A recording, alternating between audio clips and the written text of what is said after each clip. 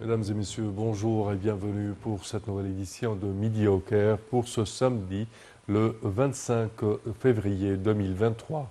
On commence notre sélection avec cette information. Le président Abdel Fattah el-Sisi s'est informé ce vendredi du déroulement du travail dans les projets d'axes routiers dans le gouvernorat de Giza, mis en œuvre dans le cadre du plan du développement global des routes du Grand Caire qui vise à résoudre la crise de surpopulation et d'embouteillage. Les projets en cours d'exécution dans le gouvernorat de Giza comprennent le développement de certains axes existants, de la construction de nouveaux axes routiers d'une longueur de 177 km. C'est ce qu'a déclaré le porte-parole de la présidence de la République, Ahmed Fahmi. Ces projets contribuent à assurer la fluidité du trafic et à réduire la pollution environnementale, la consommation de carburant et les émissions compte tenu des besoins actuels et futurs en matière de développement touristique dans le gouvernorat qui se caractérise par des zones archéologiques touristiques uniques au niveau du monde entier, a-t-il précisé.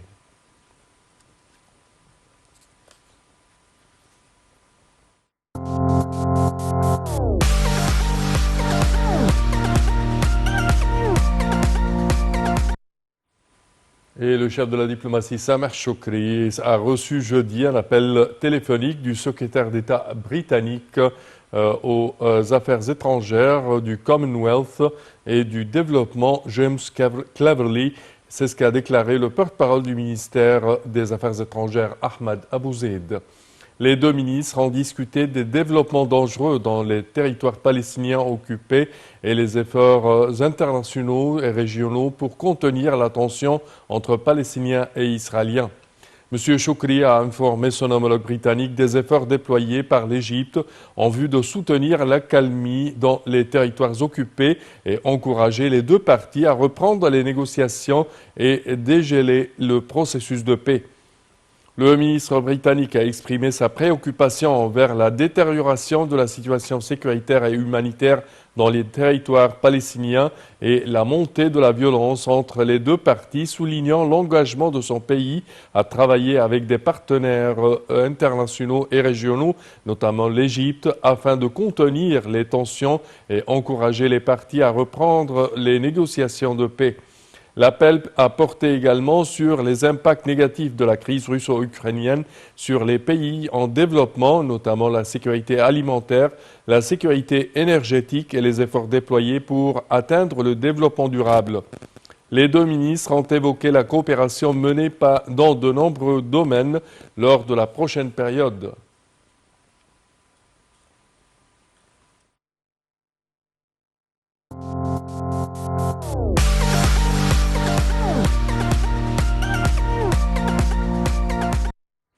Et l'Égypte affirme son plein soutien aux droits légitimes du peuple palestinien.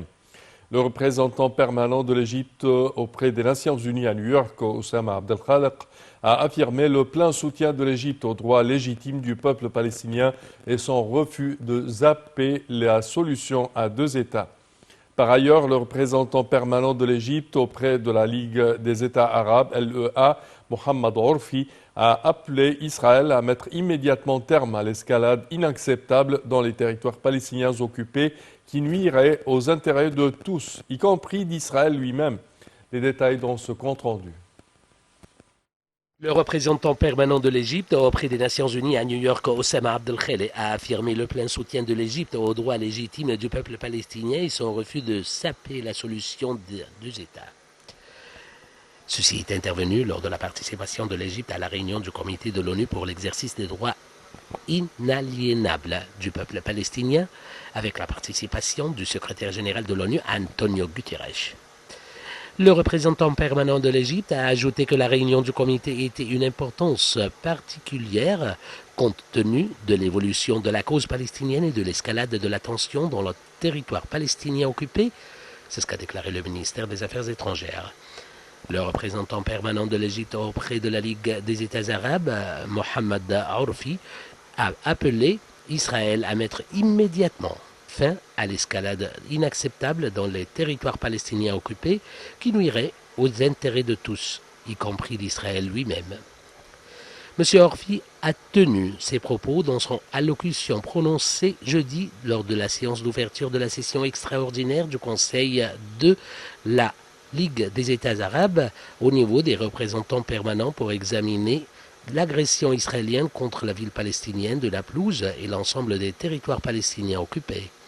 M. Orfi a affirmé la condamnation de l'Égypte du massacre commis par les forces de l'occupation israélienne à Naplouse, qui a fait de nombreuses victimes, soulignant que ce comportement de la part d'Israël aggraverait la situation et compliquerait les chances de relancer le processus de paix sur la base des décisions de la légitimité internationale et du principe de la solution à deux États.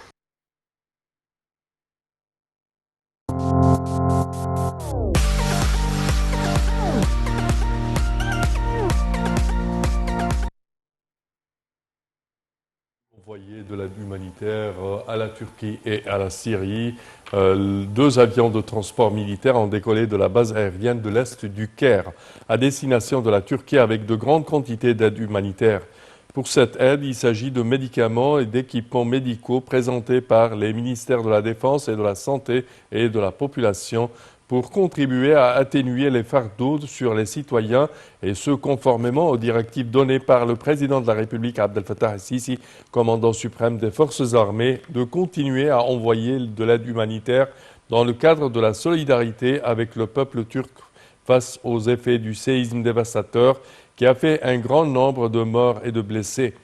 Dans le même contexte, le navire égyptien dépêché par les forces navales est arrivé en Syrie et en Turquie. Les responsables des deux pays ont exprimé leur profonde appréciation pour les efforts déployés par l'État égyptien pour les aider, affirmant la profondeur des relations historiques entre l'Égypte et les deux pays.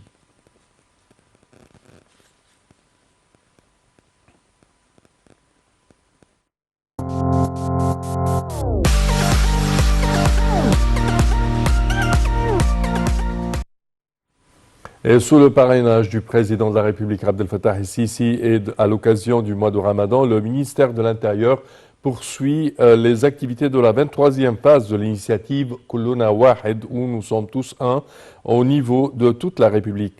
Les citoyens ont afflué massivement vers les points de vente et les pavillons annoncés par le ministère de l'Intérieur. Cette phase s'inscrit dans le cadre des recommandations de la direction politique de prendre les mesures nécessaires afin de soutenir le système de protection sociale des citoyens.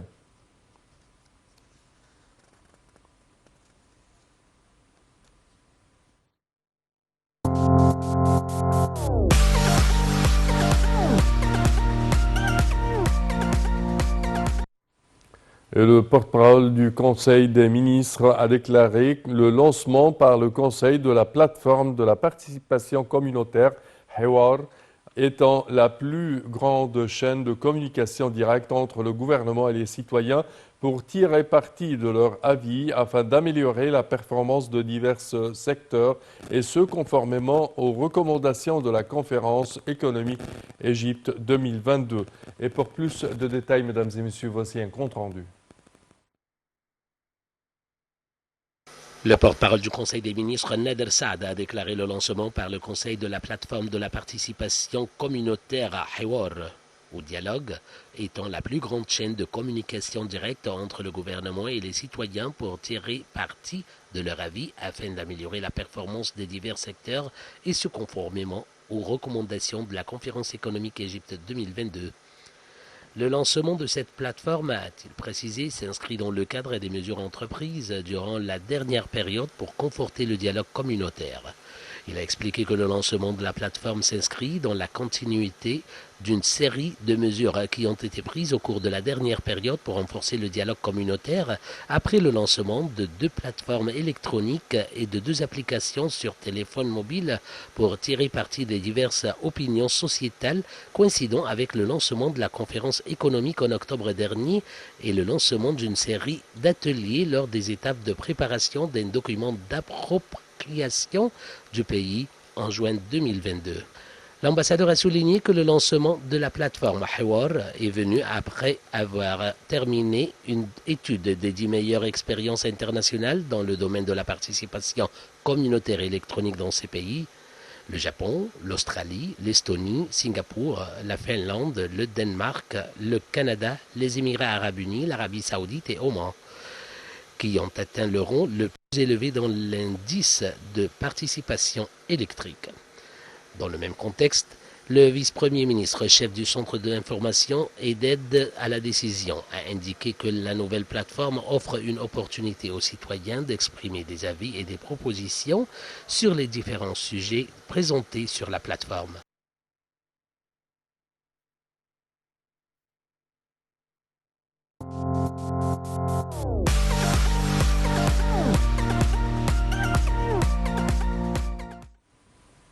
Et l'Égypte et la France examinent la coopération en matière de lutte contre l'extrémisme. Le mufti d'Égypte, Dr Shawqi Allem, et l'ambassadeur de la France au Caire, Marc Baretti, ont discuté des moyens de renforcer la coopération conjointe dans le domaine de la lutte contre l'extrémisme.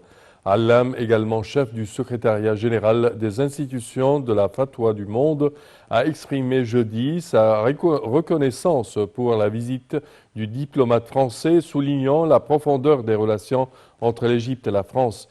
Il a passé en revue l'intérêt qu'accorde Dar al-Ifta au développement de la fatwa à la lutte contre l'extrémisme. Pour sa part, Baretti a valorisé les efforts déployés par le mufti d'Égypte et par Dar al-Ifta tant à l'intérieur qu'à l'extérieur pour combattre l'extrémisme et préserver la paix mondiale en présentant un discours religieux modéré et en consolidant les valeurs de la modération.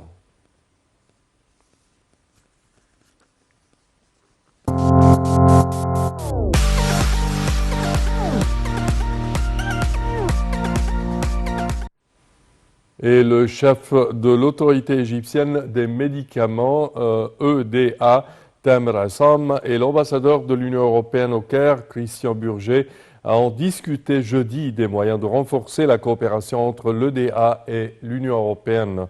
Cette réunion a été tenue dans le cadre des pourparlers continus entre l'EDA et les organismes et institutions internationales en vue de créer des partenariats visant à améliorer le niveau de contrôle du secteur pharmaceutique et à poursuivre la coopération avec l'Union européenne. Assam et Burger ont examiné les moyens de stimuler les échanges commerciaux, de renforcer les divers mécanismes de coopération pour soutenir le renforcement des capacités institutionnelles ainsi que l'échange d'expertise technique.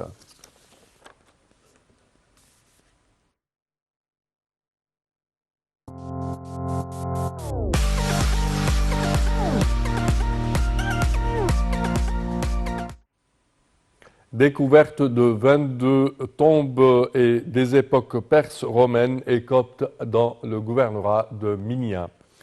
La mission archéologique conjointe égypto-espagnole entre le Conseil suprême des antiquités, CSA, et l'Université de Barcelone, opérant dans la région de Barnassa, dans le gouvernorat de Minya, a réussi à découvrir 3 tombes en calcaire de l'époque romaine, 3 autres tombes individuelles de l'époque perse et 16 nécropoles datant des époques byzantines et coptes pendant des fouilles dans la zone supérieure du cimetière.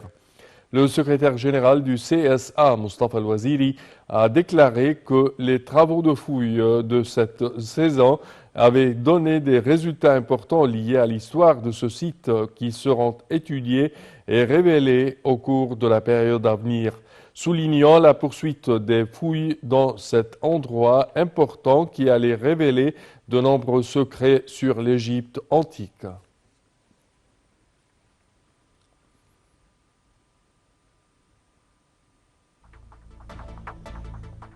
Et ceci conclut, chers téléspectateurs, notre édition d'aujourd'hui de Midi au Caire. Je tiens à vous remercier de votre attention et je vous donne demain rendez-vous avec une nouvelle édition. Au revoir.